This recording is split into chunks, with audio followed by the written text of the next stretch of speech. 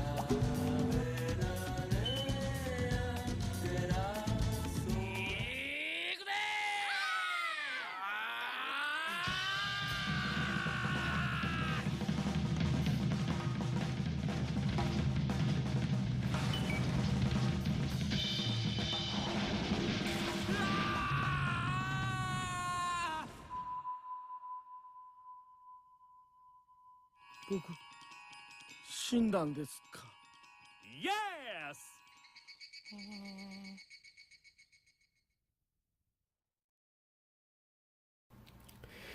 While I will state at the outset that I disagree with the film's cosmology in principle, an element that only really comes into play in the first third of the film, that does not take away from my appreciation of the greater message of this movie. But we'll get to that part. The movie comes from Studio 4 Degrees, the company that brought us Spriggan, Metropolis, The Animatrix, Steam Boy, Tech on Concrete, and the recent Berserk movie trilogy, all of which I've had a chance to see, and was directed by Masaaki Yuasa, one of the folks behind several key projects including Tatami Galaxy, Kaiba, and the Ping Pong animation, all of which I've been recommended and have not yet had the chance to see, unfortunately. Mind Game was adapted for the screen by Robin Nishi, based on his manga of the same name. The plot involves a struggling mangaka, or manga writer-artist, who also goes by the name Nishi, who coincidentally runs into a childhood friend, his first crush Mian, as she's running to catch a train, escaping from a Yakuza thug. He walks her back to the yakitori stand she and her sister Yan operate, and they begin to reminisce over the good old days. Things seem to be going well for Nishi. Maybe he can pick up where he left off with Mian. But then her fiancé arrives. Bit of a downer. Could be worse, at least he seems like a nice guy. Soon after, however, the Yakuza thug and his buddy from earlier turn up. Turns out it's all fun and games till you get shot in the ass. Even here, though, Nishi isn't going to let a simple thing like having his brains blown out stop him from living. Sure, he's a sad sack, but here God's just mocking him. That really gets the fire burning. Nishi's really a fighter, he wants to live, and it seems like this version of God is content to let him earn another shot through sheer willpower alone. And this is where the flick really takes off. Like strapping an action figure to a Roman candle, Nishi's on fire this time around. He's got a miraculous second chance and he's not going to waste it. Nothing's going to stop him now. That's as far as we need to cover with the plot. There's a lot more you can see from the trailer, but no need for spoilers. This is a film that must be experienced in its entirety. From the outset, the very first sequence of this film, leading into the title, a tired-looking man checking his watch, transitions to a stunning montage of historical images and scenes. Sepia-toned at first, gradually transitioning to color, clearly representing the passage of time. This somewhat lengthy sequence of apparently random images and characters is repeated several times throughout the film, gradually expanding and gaining in color and depth at the same time. Similar mini-sequences for the montage are also used repeatedly as characters recall earlier periods of their lives, and we begin to recognize all the main characters as shown during different periods of time, and consequently, as moments of time have been discussed and shared, we can slowly connect the pieces between what appears to be throwaway dialogue and comments to what were actually incredibly meaningful developmental points in each person's life. I don't believe I've ever seen the montage element used this way in any other film. In virtually any other film, it wouldn't work this way.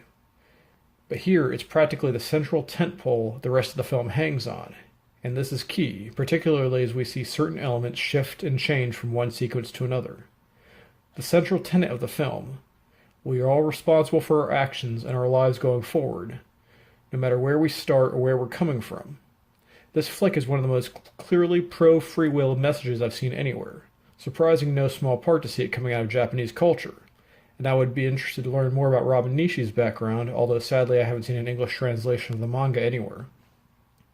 I would say there's a deeper underlying tinge of libertarianism present, but the philosophical tenets are never truly aired. All the same, it is a breath of fresh air in contrast to the traditional themes repeated in the more mainstream anime productions. It's not just do what makes you happy, ignoring the effects on other people, but live your life and be a better person. The choices are infinite. This is a good point at which to discuss the art styles present. That's right, styles plural.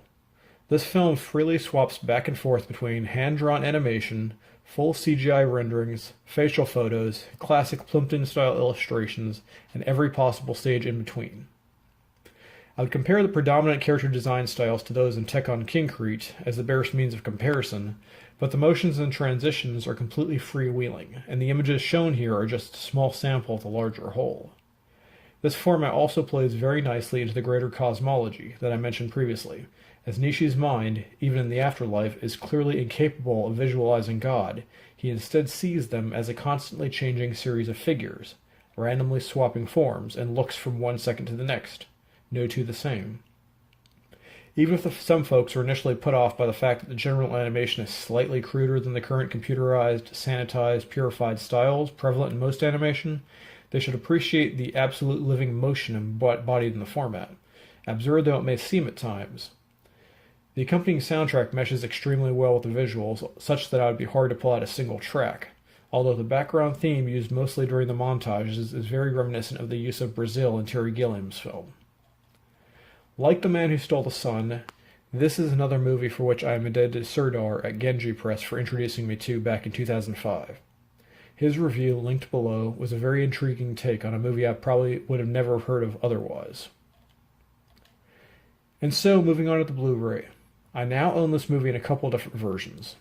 In 2005, after reading Serdar's review, I picked up the one-disc Japanese Region 2 DVD.